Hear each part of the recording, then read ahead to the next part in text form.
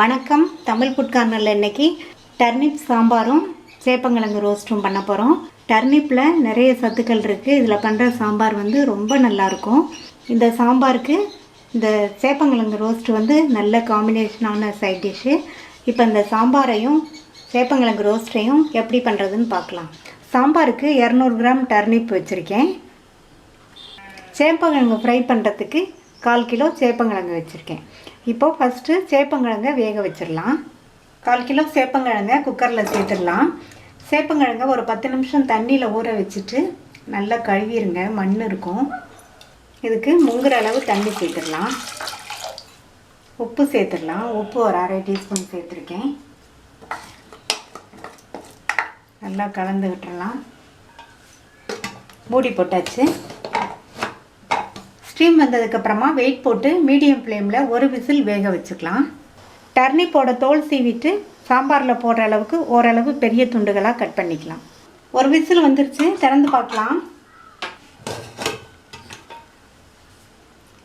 கிழங்கு கரெக்டாக வெந்திருக்கு. இதுக்கு மேலே வெந்தால் குழஞ்சி போயிடும். கிழங்கு குட்டி குட்டி கிழங்காக இருந்தால் நீங்கள் ஓப்பன்லேயே வேக வச்சுக்கோங்க. இப்போது இந்த கிழங்கை தனியாக வெளியில் எடுத்துட்டு ஆறுனதுக்கப்புறம் தோல் உரிச்சிட்டு ரவுண்ட் துண்டுகளாக கட் பண்ணிக்கலாம். 1/2 கப் துவரம் பருப்பை கழுவி வச்சுருக்கேன். குக்கரில் சேர்த்துடலாம்.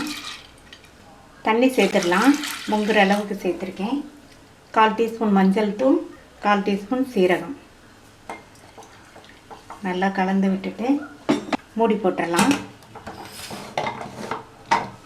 ஸ்டீம் வந்ததுக்கப்புறமா வெயிட் போட்டு மீடியம் ஃப்ளேமில் 3 விசில் வர வரைக்கும் வேக வச்சுக்கலாம். 3 விசில் வந்துச்சு, திறந்து பார்க்கலாம். பருப்பு நல்லா வெந்திருக்கு. இந்த மாதிரி மலர வெந்திருக்கு. இதை கசிச்சு விட்டுட்டு வேறு கிண்ணத்துக்கு மாற்றி எடுத்து வச்சுக்கலாம். சாம்பாருக்கு 2 டீஸ்பூன் எண்ணெய் விட்டுருக்கேன். எண்ணெய் சூடாயிடுச்சு. அதில் கடுகு சேர்த்துடலாம். கடுகு 1/2 டீஸ்பூன் சேர்த்துருக்கேன். கடுகு பொரிய ஆரம்பிச்சிருச்சு. ஒரு 1/4 டீஸ்பூன் அளவுக்கு வெந்தயம் சேர்த்துடலாம். வெந்தயமும் நல்லா பொரிஞ்சு வந்துடுச்சு. கறிவேப்பிலை சேர்த்துடலாம். அது கூட 10 சின்ன வெங்காயம் தோல் உரித்து கட் பண்ணி வச்சுருக்கேன், அதை சேர்த்துடலாம். 2 பச்சை மிளகாய், கீறின பச்சை மிளகாய். இந்த வெங்காயம் வதங்கி வரட்டும். கண்ணாடி பதம் வர அளவுக்கு வதங்கட்டும். வெங்காயம் கண்ணாடி பதம் அளவுக்கு வதங்கிடுச்சு. ஒரு பெரிய தக்காளி பழம் கட் பண்ணி வச்சுருக்கேன், அதை சேர்த்துடலாம்.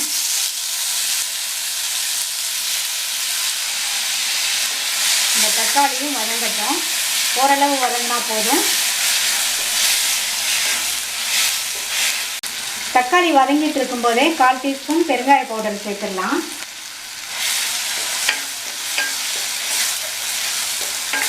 தக்காளி ஓரளவு வதங்கிடுச்சு. அது கூட 3 டீஸ்பூன் தனி மிளகாத்தூள். நீங்கள் உங்கள் காரத்துக்கு தகுந்தபடி சேர்த்துக்கோங்க. 2 டீஸ்பூன் தனியாத்தூள் சேர்த்துட்டு லைட்டாக மட்டும் தண்ணி தெளித்து வதக்கிக்கலாம்.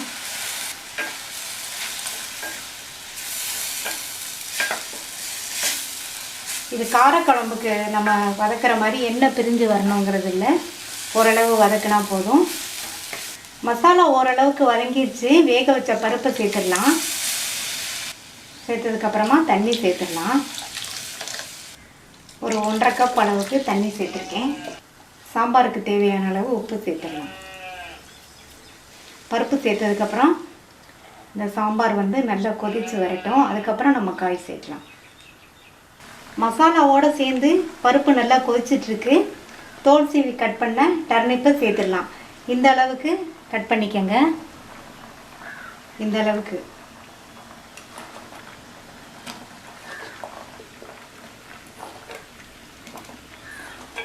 இந்த டயத்தில் நம்ம காயை சேர்த்தோம்னா இந்த பருப்பு மசாலாவோட காய் வெந்து சாம்பார் நல்லா டேஸ்ட்டாக இருக்கும். காயும் நல்ல டேஸ்ட்டாக இருக்கும். மூடி போட்டுடலாம். மீடியம் ஃப்ளேமில் நம்ம சேர்த்த காய் பாதி அளவு குக்கார வரையும் இருக்கட்டும். திறந்து பார்க்கலாம். சேர்த்த காய் பாதி அளவுக்கு வெந்திருக்கு.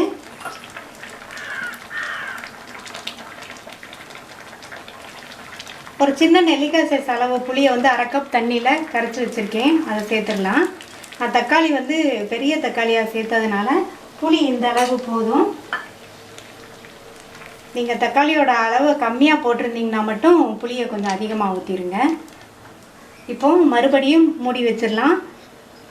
அப்போ பாதி வெந்திருந்தது காய், மீதி வந்து புளிக்கரைசல் சேர்த்ததுக்கப்புறம் வேகிறதுக்கு ஒரு 5 நிமிஷம் ஆகும். அது வரையும் இருக்கட்டும்.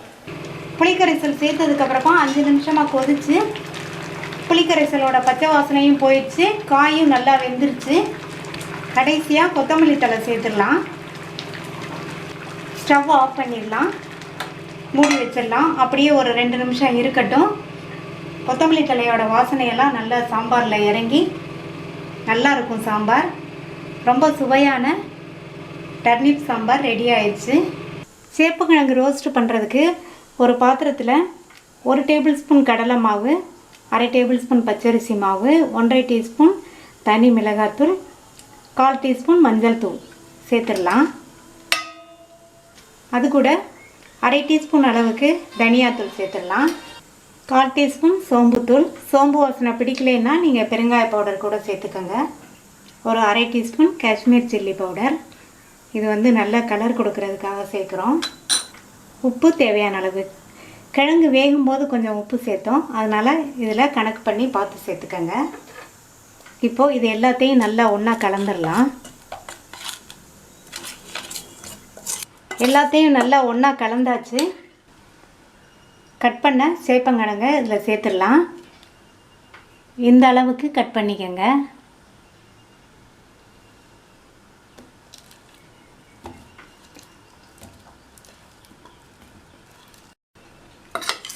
எல்லாத்தையும் ஒன்றா கலந்துடலாம். இந்த சேர்த்த பொடியெல்லாம் இந்த கிழங்குல கோட்டாகிற மாதிரி கலந்துடலாம்.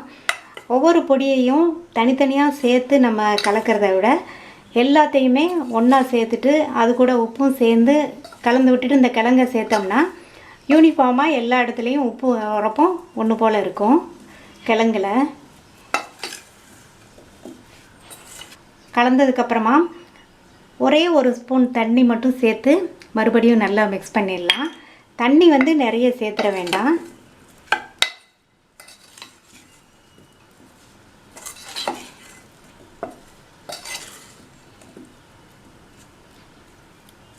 ஒரு ஸ்பூன் தான் தண்ணி சேர்த்தோம். மசாலாலாம் நல்லா கிழங்குல கோட்டாயிடுச்சு. தண்ணியை வந்து நிறைய சேர்த்துறாதீங்க. ஏற்கனவே வந்து கிழங்கும் கொஞ்சம் கொலப்பாக தான் இருக்கும், பிசு பிசுன்னு. இப்போ இதை ஃப்ரை பண்ணிடலாம். கடாயில் 1/2 டேபிள் ஸ்பூன் எண்ணெய் விட்டுருக்கேன், சூடாயிடுச்சு. அதில் கருவேப்பிலை மட்டும் சேர்த்துடலாம். அது கூட சேப்பங்கிழங்க சேர்த்துடலாம்.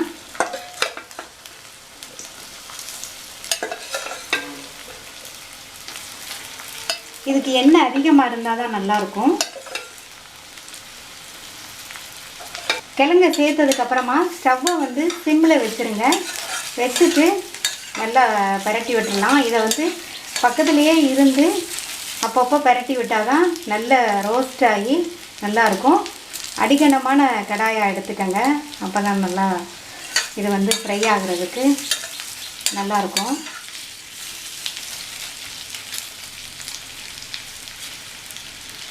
அப்பப்போ கிண்டி விட்டுக்கலாம், பரட்டி விட்டுக்கலாம்.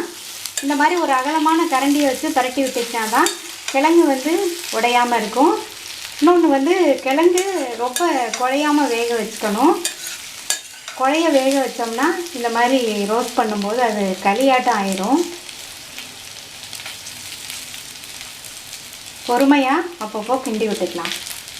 சிம்லேயே வச்சு அப்பப்போ பரட்டி விட்டு மசாலாவோட பச்சை வாசனையும் போய் கிழங்குல வந்து நல்ல மசாலா பிடிச்சி சேப்பங்கிழங்கு ரோஸ்ட் வந்து ரெடி ஆயிடுச்சு.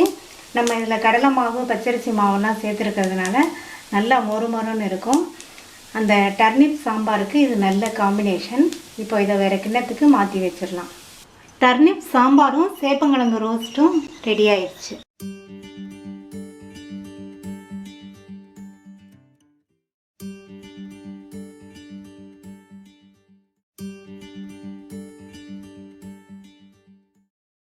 நீங்களும் ட்ரை பண்ணி பார்த்துட்டு லைக், ஷேர் அண்ட் கமெண்ட் பண்ணுங்கள். தமிழ் ஃபுட் கார்னர் சேனலுக்கு சப்ஸ்கிரைப் பண்ணுங்கள். தேங்க்யூ.